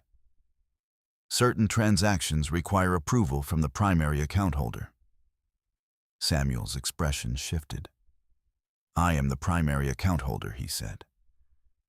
There was a brief silence. "According to our records, the representative said that designation has changed." Samuel sat forward. "What are you talking about? I'm only able to see that the account is now linked to a broader financial structure," the representative continued. "For specific details, you would need to speak with the assigned legal or financial advisor." Samuel ended the call without responding. For a moment, he remained still, not processing, reframing, because the information did not align with his understanding. He opened another account. Same result. Restricted access. Authorization required. Samuel's jaw tightened. He moved quickly now, opening additional tabs, checking different accounts, different pathways. Each one returned the same variation of the same message. Something had changed. Not gradually, completely. Across the city, Nicole Myers sat at the small desk in her temporary apartment. Her laptop open, her notebook beside her. She was not watching Samuel. She did not need to. The sequence was unfolding as expected. Laura Bennett's instructions had been clear. Initial protections, access restructuring, notification protocols. Nicole had authorized them the previous afternoon. Not aggressively, precisely. Her phone remained still. She had not reached out. She had not initiated contact, because the system did not require her to. Samuel's understanding of control had always been tied to visibility. If he could see it, he believed he held it. If he could access it, he believed he owned it. Nicole understood differently. Control was not about access. It was about structure. And structure had shifted. Back in the house, Samuel stood pacing slowly. Vanessa watched him from the doorway. "What is it?" she asked. Samuel didn't answer immediately. He was already dialing another number. This time, a financial advisor he had worked with previously. The call connected. "Hey," Samuel said, his tone controlled but edged. "I need you to look into something. My accounts, there's been some kind of restriction." On the other end, a pause. Then Samuel. "I was actually going to call you." Samuel stopped pacing. "What do you mean?" "There's been a change in the underlying structure tied to your accounts," the advisor said. "They're now connected to a trust entity." Samuel's grip on the phone tightened. "What trust?" "Nicole Myers," the advisor replied. "Her name is now listed as the controlling beneficiary." The words did not land immediately. They existed for a second without context. Then the context arrived. Samuel's expression shifted, not dramatically, but enough. "That doesn't make sense," he said. "It's already in effect," the advisor continued. "Whatever this structure is, it's been activated, and it supersedes the access you previously had." Samuel did not respond. Because for the first time, the assumption he had been operating under began to fracture. Nicole was not dependent. Not in the way he had believed. Not in the way he had used to define her. Across the city, Nicole closed her laptop. She had seen enough. The accounts were stable, secure, aligned. She reached for her notebook. Turned to a new page. Wrote, Financial structure updated. Access redefined. Below it, she added, Samuel will notice. She paused, then wrote one more line. Reaction expected, no response required. Nicole closed the notebook, placed it back in the drawer, and stood. Her body reminded her again of what still needed to be addressed. The surgery, 2 days now. The timeline continued.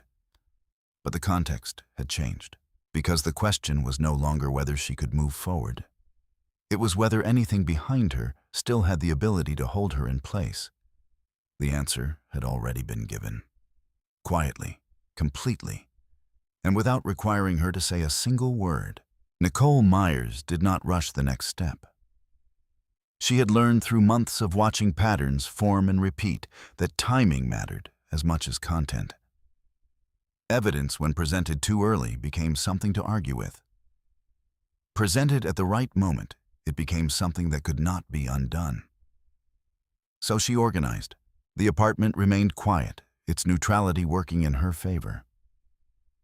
There were no interruptions, no shifting objects, no presence that required her attention outside of what she chose to give. The desk by the window had become her center of operation. Not dramatic, not symbolic, just functional. Nicole opened her laptop, then her email, then the folder system she had been building long before she understood exactly where it would lead. Everything was already there. It only needed structure. She began with the hospital.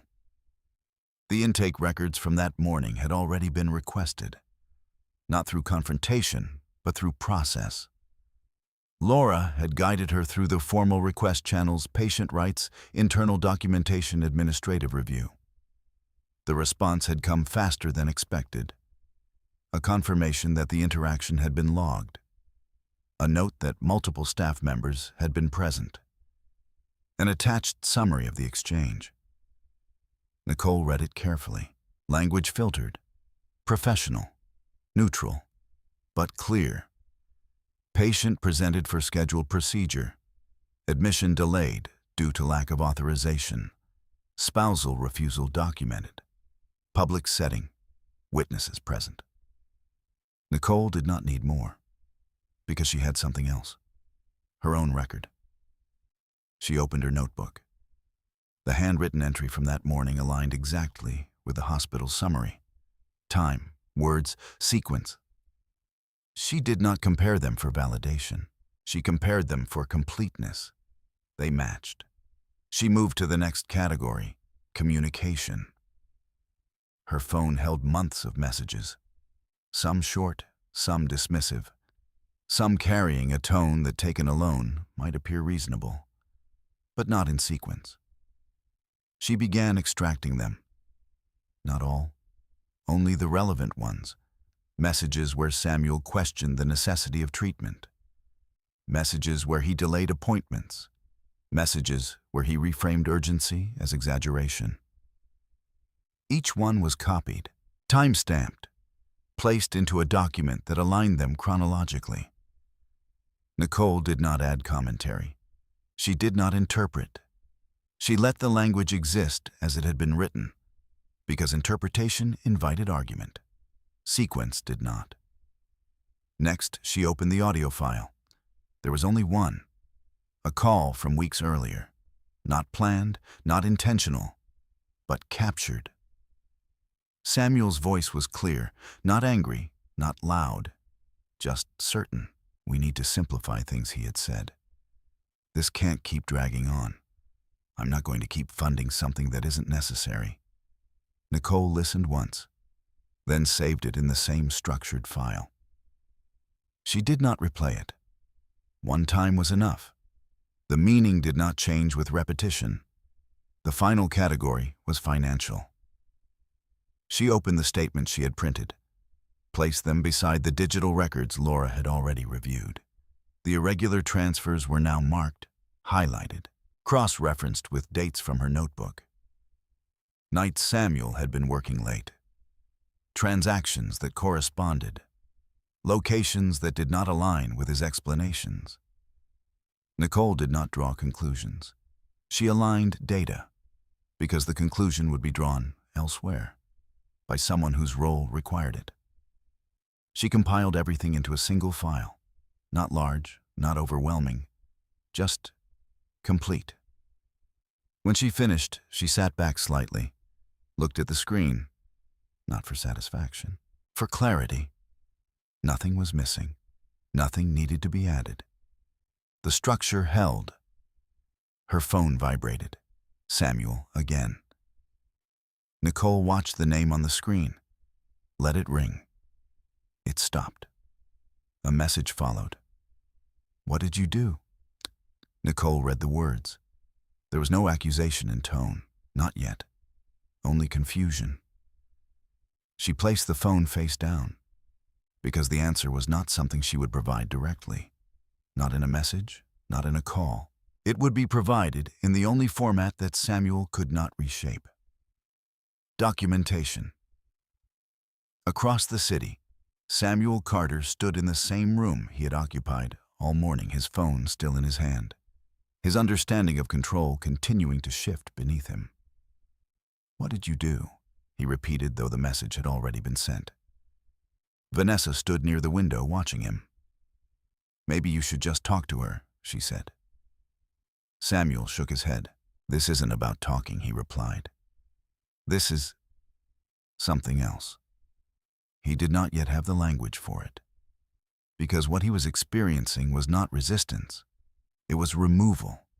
The systems he had relied on were no longer responding to him in the same way. And that absence of response was more destabilizing than confrontation would have been. He moved back to his desk, opened the accounts again. Same result. Restricted, layered, controlled. But not by him. Samuel exhaled slowly, then reached for his phone again. This time, he did not call Nicole. He called a lawyer. Back in the apartment, Nicole closed the file, saved it, then opened a new email to Daniel Brooks, subject, supporting documentation. She attached the file, wrote a single line in the body, "Please review and advise on next steps." Then she sent it. The response came within minutes. "Received. We will begin assessment immediately." Nicole closed the email. There was nothing else to add, because the process had now moved beyond her direct input. It would continue, independently. She stood slowly, her body reminding her once again of the urgency that still existed within it. Tomorrow, one day now. The surgery remained, the necessity unchanged, but the conditions surrounding it had been completely redefined. She moved toward the kitchen, poured a glass of water, drank it slowly, because even now, with everything aligned, Nicole understood something that had not changed. This was not about reversal. It was not about proving Samuel wrong. It was about establishing truth in a form that could not be altered once presented. And that form had now been prepared. Her phone vibrated again. Another message. "Samuel, we need to fix this." Nicole did not pick it up immediately. She finished the water, set the glass down, then turned the phone over, read the message, and for a moment allowed herself to observe the shift in language, from certainty to confusion, to request, fix. The word implied something broken, something that could be restored. Nicole understood differently. Nothing had broken, something had been revealed. And once revealed, it could not return to its previous state. She opened her notebook, turned to a new page, wrote, "Evidence compiled, submitted for legal review." Below it, she added, "Samuel requests resolution." She paused, then wrote one final line, "Resolution will follow process." She closed the notebook, placed it back in the drawer, and turned off the light in the room, because there was nothing left to do tonight. The next steps were no longer dependent on her action alone. They were embedded in systems designed to move forward once activated. And they were already in motion. Samuel Carter chose a law firm the way he chose most things, not based on urgency, but on familiarity. The office he contacted had handled routine contract reviews for him in the past. Nothing complex, nothing adversarial. It was a place where he understood the tone, the process, and the expected outcomes. This time, the call did not proceed as it usually did. "I need to come in," Samuel said, his voice controlled but firm. "Today." There was a pause on the other end. "We can arrange a consultation this afternoon," the receptionist replied. "Is this regarding business or personal matters?" Samuel hesitated. "Both," he said, because he did not yet understand where one ended and the other began. By the time he arrived, the shift in his situation had already begun to outpace his assumptions. He was led into a conference room, similar in structure to the one Nicole had sat in the day before. Glass walls, neutral tones. Neutral, a table that reflected more than it revealed. Across from him sat Michael Reeves, a senior attorney. Late 40s, measured. The kind of presence that did not rush to fill silence. "Mr. Carter," Michael said, "I understand you're dealing with some financial access issues." Samuel nodded, placing his phone on the table. "My accounts have been restricted," he said, without notice. Michael leaned slightly forward. "Restricted how?" "I can't access funds the way I normally do," Samuel replied. "There's an additional authorization layer that wasn't there before." Michael considered this. "Have you received any formal communication regarding a change in account structure?" Samuel shook his head. "No, that's the problem." Michael did not respond immediately. Instead, he reached for a tablet, entered a few details, and reviewed the information available through the firm's systems. After a moment, he looked up. "There has been a change," he said. Samuel's jaw tightened. "What kind of change?" Michael placed the tablet down carefully. "The accounts you're referring to are now connected to a trust entity," he said. "One that lists Nicole Myers as the controlling beneficiary." The words landed more clearly this time, not as isolated information, but as confirmation. "That's not possible," Samuel said. Michael did not challenge the statement. He clarified it. "It is already in effect," he replied, "which means it has gone through full legal activation. This isn't a pending change. It's a completed one." Samuel leaned back slightly, his expression hardening. "She doesn't manage those accounts," he said. "I do." Michael nodded once. "That may have been the case previously," he said. "But control is determined by structure, not habit." The distinction was precise and difficult to argue with. Samuel exhaled slowly. "So what does that mean?" he asked. "It means," Michael said, "that your access is now subject to the terms of that trust. If Nicole Myers is the controlling beneficiary, then certain actions will require her authorization." Samuel's gaze shifted briefly to the surface of the table, then back up. "She didn't tell me anything about this," he said. Michael's expression remained neutral. "She wasn't required to," he replied. The room fell quiet, because the conversation had moved beyond expectation into reality. Samuel leaned forward again. "Can this be reversed?" he asked. Michael did not answer immediately. Instead, he chose his words with care. "That depends on the structure of the trust," he said. "But generally, once a trust has been activated and control has been transferred, it cannot be reversed without the consent of the beneficiary." Samuel's silence stretched for a moment. "Meaning her," he said. "Yes," Michael confirmed. Samuel sat back. For the first time since the morning began, there was no immediate response, no reframing, no attempt to reposition the situation. Because the framework he had been operating within had shifted beyond his reach. "What about the joint accounts?" he asked after a moment. Michael reviewed the information again. "Those accounts are still active," he said, "but they are now linked to the broader structure. Any irregularities within them may be subject to review. Samuel's expression changed slightly. Not outwardly, but enough. What kind of review, he asked. Michael met his gaze. Financial, he said, and potentially legal. The implication did not require elaboration. Samuel understood, because he knew what had been moved through those accounts. He knew the timing, the amounts, the lack of documentation. This is getting out of hand, Samuel said, his tone tightening again. All of this over a disagreement about medical treatment. Michael did not respond to the framing. He responded to the structure. This is not about a disagreement, he said. This is about control of assets and documented behavior. If those two areas intersect, then the situation becomes more complex. Samuel stood, not abruptly, but with intention. I need to speak to her, he said. Michael did not stop him. That would be a reasonable next step, he said. Samuel nodded once, collected his phone, and left. Outside the building, the city felt louder, more immediate, because the internal structure he had relied on no longer provided the same stability. He called Nicole again. This time, the call connected.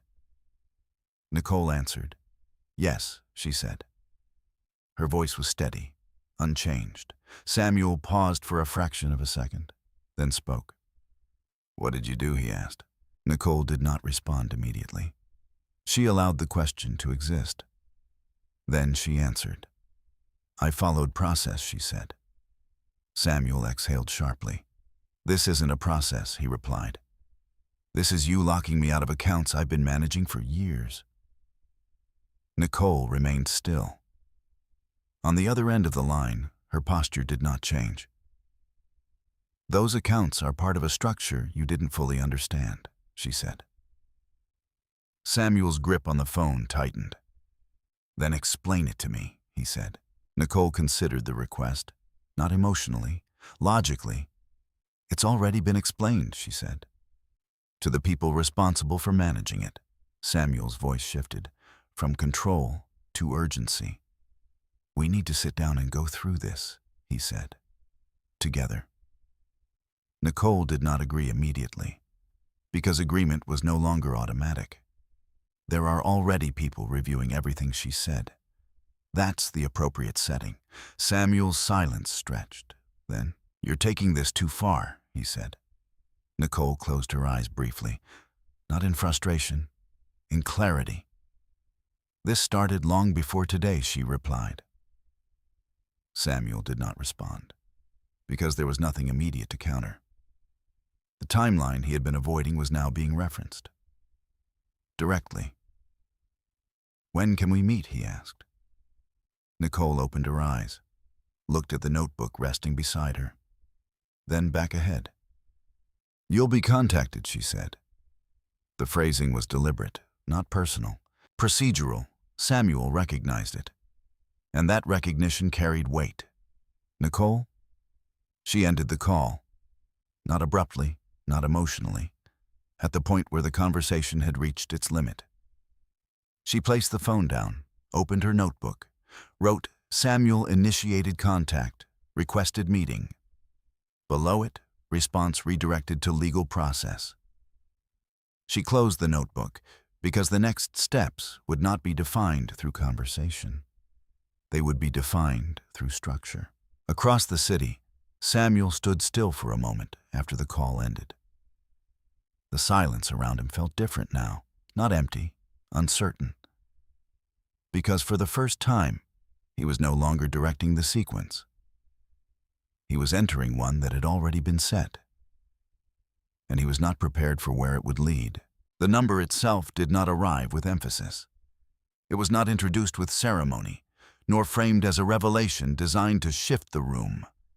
It appeared the way all consequential facts did in that setting, quietly, precisely supported by documentation that did not require interpretation.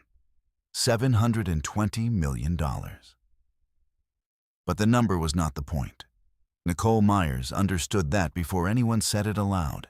She sat at the same conference table she had occupied the day before, her posture unchanged, her movements still careful but steady. The discomfort in her body had not lessened. If anything, the approaching surgery had made each moment more defined. Time had narrowed, not in urgency, but in clarity. Across from her, Daniel Brooks had arranged a second set of documents.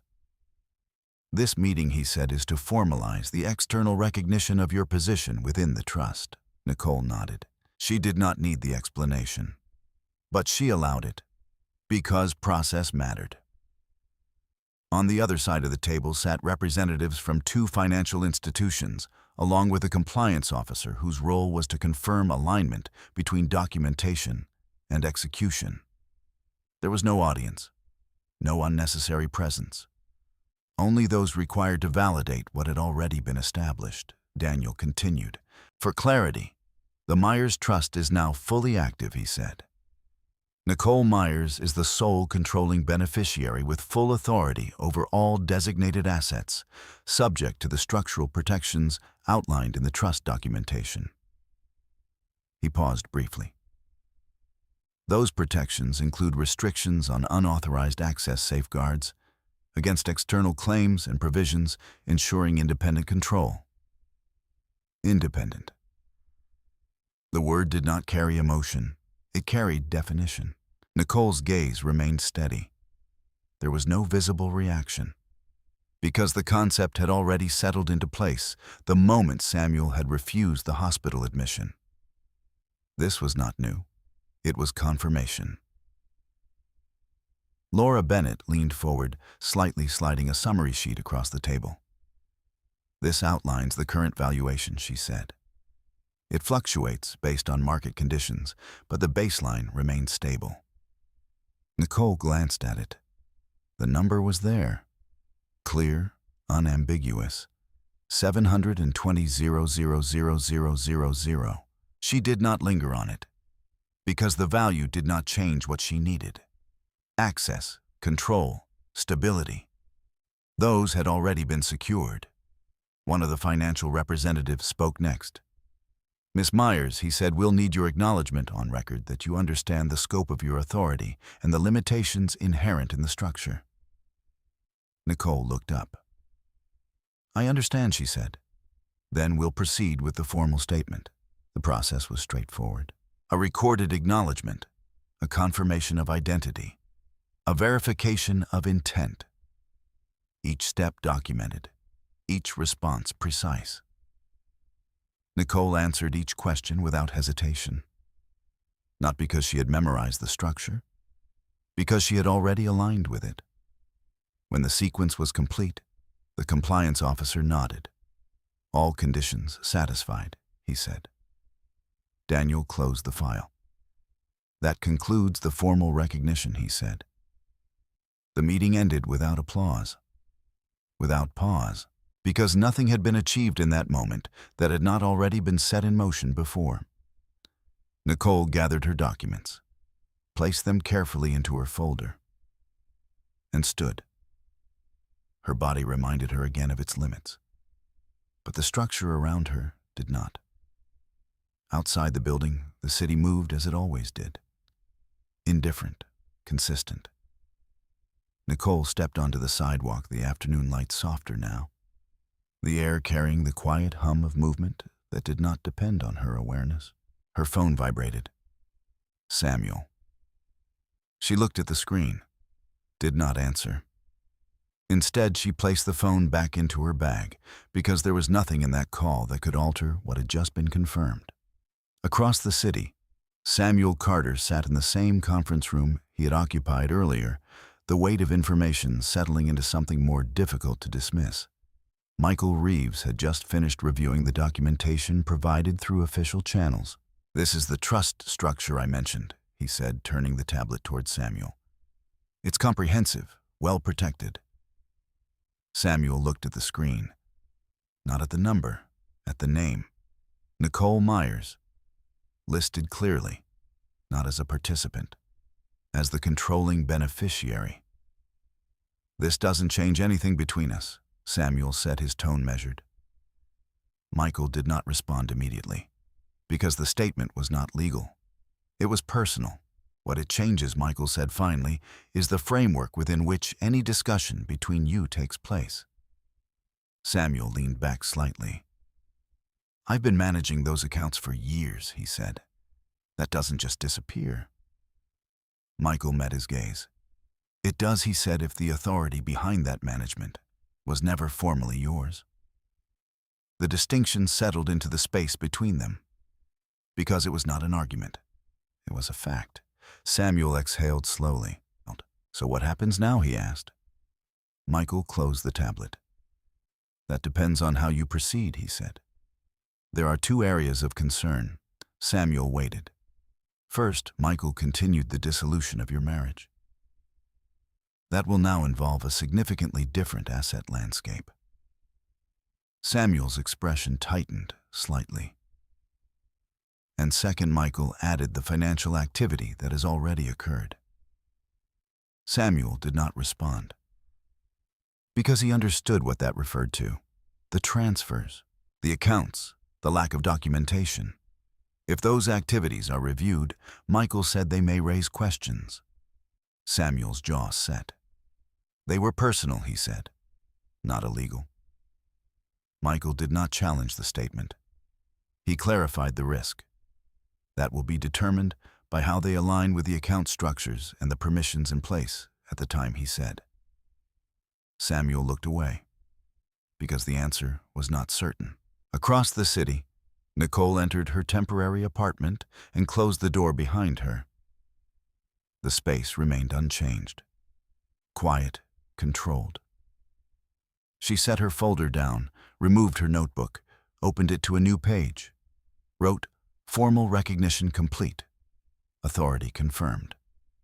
Below it, she added, "Samuel will be informed through process." She paused, then wrote one more line. No further explanation required. She closed the notebook, placed it back in the drawer, and sat. For a moment, she allowed the stillness to exist. Not as absence, as completion. Because the question that had been building beneath everything else had now been answered.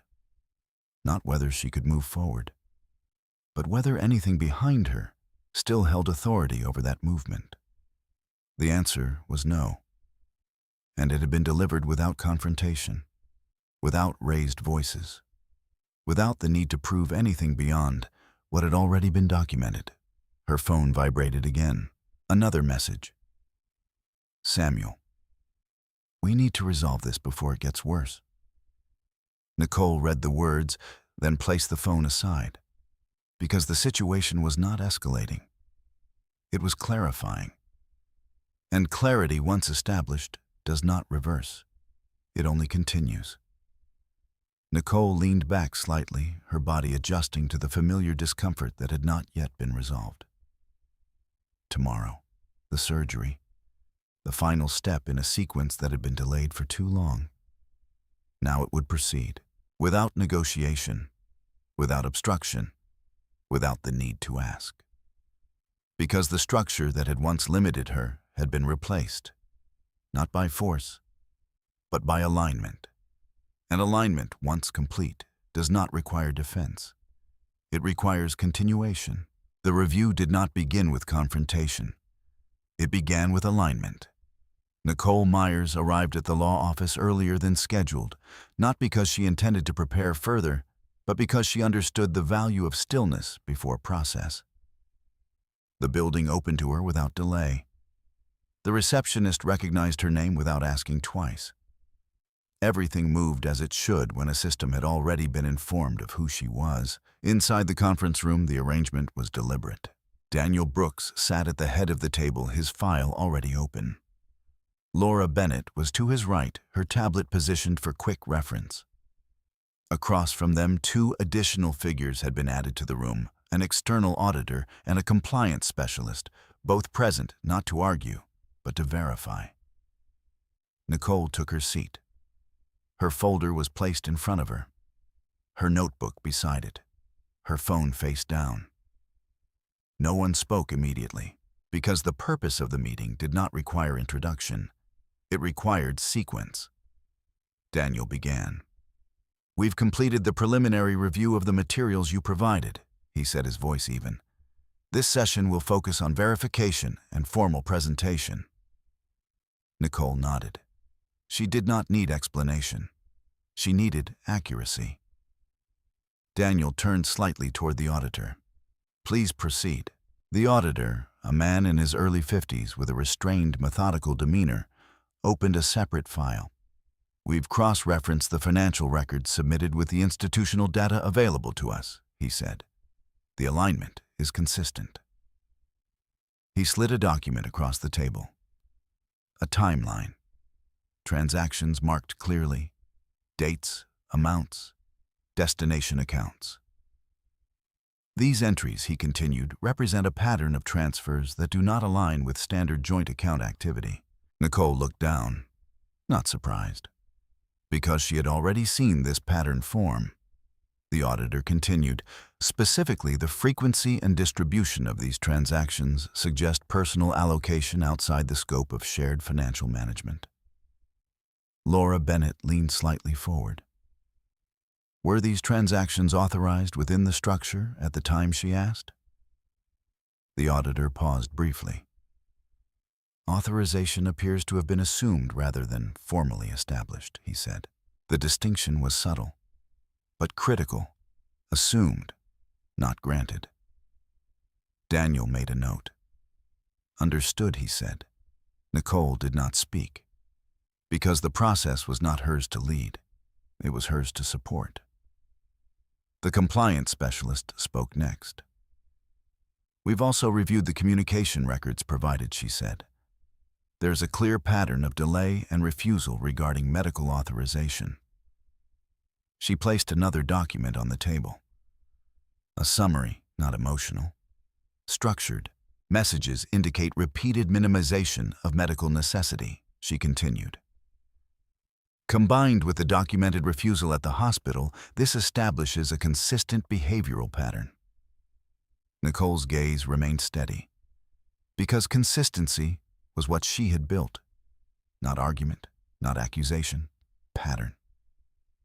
Daniel looked toward Nicole. "Do you wish to add anything to the record?" he asked. Nicole considered the question, not because she needed to, because she chose to. "No," she said. The single word carried weight, because it meant everything necessary had already been provided. Daniel nodded. "Then we proceed." The door opened, not abruptly, but with purpose. Samuel Carter entered the room. He paused for a fraction of a second when he saw the arrangement. The number of people, the structure, the absence of informality. Nicole did not turn immediately. She allowed him to take his seat, because this moment was not about reaction. It was about position. Samuel sat across from her. For the first time since the hospital, they were in the same room, and nothing between them functioned the way it once had. Daniel acknowledged him with a slight nod. "Mr. Carter," he said, "thank you for coming." Samuel's gaze moved briefly to Nicole, then back to Daniel. "I want to understand what's happening," he said. Daniel did not respond to the request directly. He responded to the process. "We'll begin with a review of the relevant materials," he said. "You'll have the opportunity to respond afterward." Samuel's jaw tightened slightly, but he nodded, because the structure of the room did not allow for negotiation. The auditor resumed. "The financial records indicate a series of transactions over the past 6 months," he said, referencing the timeline. "These transactions were not disclosed within the standard reporting framework." Samuel leaned forward. "They were personal expenses," he said. The auditor did not challenge the statement. He clarified the framework. "Personal expenses are not in question," he said. "The issue is whether those expenses were authorized under the account structure in place at the time." Samuel's expression shifted, because the question was not about intent.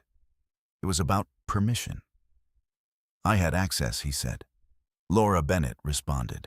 Access does not equate to authorization, she said. The words settled into the room. Because they were not argumentative. They were definitional. Samuel looked at Nicole again. You never had a problem with how I handled things before, he said. Nicole met his gaze. For a moment, then answered. I recorded how things were handled, she said. Nothing more, no accusation, no defense, just fact. The compliance specialist spoke again.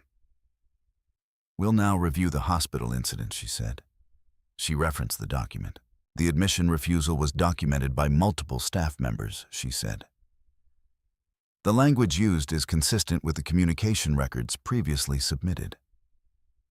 Samuel's posture shifted. That's not the full context, he said. Daniel nodded slightly. You'll have the opportunity to provide context, he said, after the presentation. The structure held, because it was not designed for interruption. It was designed for completion, the compliance specialist continued. Combine these elements, financial activity and medical refusal, form a consistent pattern of behavior, she said. She paused. Which is now under review within the legal framework governing both the trust and the marital relationship. The words were precise, not accusatory, but final in their implication. Samuel leaned back. For the first time, he did not immediately respond, because the pattern had been placed in front of him. Not as a claim, as a sequence, one that could not be dismissed by isolating a single moment. Daniel closed the file. That concludes the presentation, he said. He looked at Samuel. You may respond. Samuel exhaled slowly. His gaze moved across the table. The documents, the people, Nicole. This isn't what it looks like, he said. The statement was familiar, a reflex. But it did not land the same way in this room. Because the room did not operate on appearance, it operated on record. Daniel did not interrupt. Samuel continued. I was managing things, he said, making decisions based on what made sense at the time. Laura Bennett responded. Those decisions will be evaluated against the structure they were made within, she said. Again, not an argument, a process. Samuel's voice lowered slightly. I didn't think it needed to be formal, he said. The auditor looked up. That assumption is part of what is being reviewed, he said. Silence followed, because there was nothing left to simplify. The situation had reached its clearest form. Nicole remained still, her hands resting lightly on the table, her posture unchanged. She did not look at Samuel again, because the outcome was no longer dependent on his understanding. It was dependent on the structure that had already been activated. Daniel gathered the documents. We'll proceed with formal review and next steps, he said. The meeting ended, not with resolution, with direction. Samuel remained seated for a moment longer, as if waiting for something to shift. It did not. Nicole stood, collected her folder, her notebook, her phone, and walked toward the door. Not quickly, not slowly, with the same measured pace she had carried through every part of the process, because nothing in this room required her to stay, and nothing outside it required her to look back. The hallway outside the conference room was quieter than the room itself had been. Nicole Myers stepped into it without hesitation, the door closing softly behind her. The sound did not echo. Nothing in that building was designed to amplify what had already been resolved. She did not stop walking. Her steps were steady, measured, her body still carrying the familiar weight of what had not yet been addressed physically. The surgery was hours away now, not days. Time had narrowed again, but not in the way it once had. There was no uncertainty left, only sequence. Behind her, the room continued without her presence.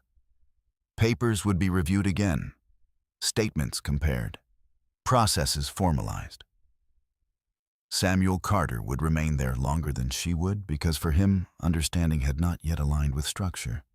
Nicole did not need to wait for that alignment. She had already reached it. At the elevator, she paused briefly, not out of doubt, but because her body required it. The subtle tremor in her hands had nothing to do with the meeting. It was physical, predictable, a reminder that even as one part of her life stabilized, another still required intervention. She pressed the button, waited. The doors opened. Inside, the mirrored walls reflected her back to herself. The same composed expression, the same stillness. But there was something else now, something that did not rely on posture or control. Absence, not of strength, of resistance, because there was nothing left to resist. When the doors closed, the movement downward was smooth, contained, uninterrupted. Nicole watched the numbers change. 15, 14, 13. Each floor passing without significance, because the movement itself was the point. Down, out, forward. Her phone vibrated once. She did not reach for it immediately. She knew who it would be. Samuel. The pattern had already been established. She let the vibration stop on its own, because timing mattered. And this was not the moment for response. The elevator reached the ground floor. The doors opened. Nicole stepped out. The lobby was the same as before, controlled, quiet, efficient. People moved through it without awareness of what had just occurred above them. There was no visible marker of transition. But Nicole did not need one. She walked toward the exit. The glass doors opened automatically. Outside, the air carried a different weight. Not heavier, clearer, because there was nothing left behind her that required resolution. Only process. And process would continue without her presence. Her phone vibrated again. This time, she reached for it. Looked at the screen. Samuel. She answered. Yes, she said. There was a pause on the other end. Longer than before. Because Samuel no longer knew how to begin. This didn't need to go this far, he said finally. Nicole listened. Not to the words, to the structure beneath them. Far. The implication of escalation, of excess. Nicole understood differently. It went as far as it needed to, she replied. Her voice remained even. Not cold, not distant, precise. Samuel exhaled sharply. They're treating me like I did something wrong, he said. Nicole did not respond immediately, because the statement did not require immediate correction. They're reviewing what happened, she said. That's not the same thing. Samuel's voice carried a note of strain now. Subtle, but present. Nicole let the silence hold for a moment, then spoke. It is when the record is complete. There was another pause. Because the word record had weight. It referred to something fixed, something that could not be rephrased. I didn't think it would turn into this, Samuel said. Nicole closed her eyes briefly. Not in frustration, in acknowledgement. I know, she said. The simplicity of the response unsettled him more than resistance would have, because it removed argument, left only fact. Samuel's voice lowered. We can still fix this, he said. Nicole opened her eyes, looked ahead, at the street, at the movement of people who were not part of this. This isn't something that gets fixed, she said. Samuel did not respond immediately, because the statement did not offer a path back, only a line forward. You're not even willing to try, he asked. Nicole considered the question. Not emotionally, structurally. There's nothing left to try, she said. The words did not carry anger. They carried completion, because everything that could have been addressed had already been presented. Not in conversation, in documentation. Samuel's breath was audible now, slower, measured, as if he were recalibrating in real time. What happens next? He asked. Nicole did not hesitate. "Process continues," she said. The phrasing was deliberate, not personal, not negotiable. Samuel understood that, even if he did not accept it fully. "And us?" he asked. The question existed differently, not tied to accounts or documents, but still dependent on the same structure. Nicole did not look away, even though he could not see her. "There is no us within that process," she said. The statement settled. Final, not dramatic, but irreversible. Because it was not based on a moment. It was based on pattern. Samuel did not respond, because there was nothing left to adjust. Nicole ended the call, not abruptly, at the point where the conversation had reached its natural conclusion. She placed the phone back in her bag and continued walking. The hospital was not far. She had chosen the route deliberately, not out of symbolism, out of efficiency. The next step was already defined. Check-in, preparation, procedure, no delays, no negotiation. As she approached the entrance, the building looked the same as it had that morning, clean, controlled, unchanged. But Nicole's position within it had shifted completely. She stepped inside. The receptionist looked up, recognition immediate. "Miss Myers," she said, "we've been expecting you." Nicole nodded. "I'm here for admission." There was no hesitation this time. No request for authorization beyond what had already been provided.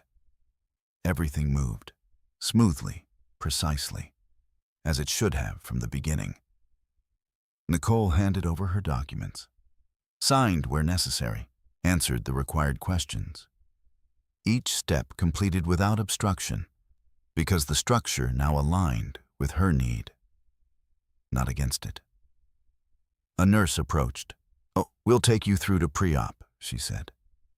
Nicole followed, her step steady, her posture unchanged, because nothing in this process required urgency of emotion, only consistency of movement. As she was led down the hallway past rooms where other patients waited within their own sequences, Nicole did not look back, not at the entrance, not at the path that had brought her here, because nothing behind her required reconsideration. Everything ahead of her had already been set, not by force, not by reaction, but by alignment. And alignment, once complete, does not ask for permission to continue. It simply does. The recovery room was quiet in a way that did not demand attention. Nicole Myers became aware of it slowly, not all at once, not with a sharp return to consciousness, but in fragments. A steady rhythm, first soft, mechanical, consistent. Then the faint awareness of light filtered through a curtain. Then the weight of her own body present again in a way that was different from before. There was no sudden pain, only distance, as if the urgency that had occupied her for months had been carefully removed and placed somewhere outside of immediate reach. She opened her eyes. The ceiling above her was plain, neutral, designed not to distract. A nurse stood nearby checking a monitor. When she noticed Nicole was awake, she stepped closer. "You're out of surgery," she said, her voice calm. Everything went as planned. Nicole did not respond immediately, not because she did not understand, because she was allowing the words to settle into something real. Everything went as planned. It was a sentence she had not been able to apply to her life for a long time. "How long?" Nicole asked, her voice quiet. "Just over 3 hours," the nurse replied. "The surgeon will come speak with you once you're fully alert." Nicole nodded slightly. The movement was small but deliberate. She closed her eyes again, not to sleep, to register. The process had moved forward, without interruption, without obstruction, without negotiation. And that, more than the procedure itself, carried weight. When she opened her eyes again, the room had not changed, but her position within it had. There was no longer a question of whether she would receive care. She already had. There was no longer a delay, only recovery. The nurse adjusted something at her side.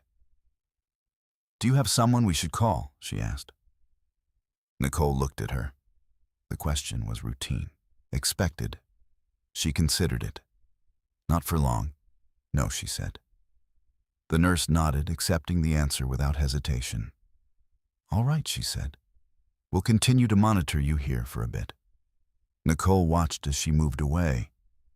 There was no judgment, no curiosity beyond what was required, just process. The same structure that had carried her into the operating room now carried her through this stage as well.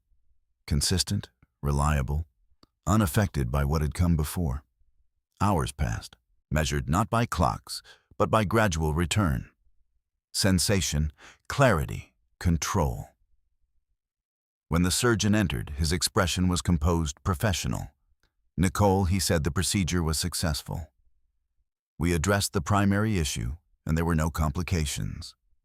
Nicole listened. Not for reassurance, for confirmation.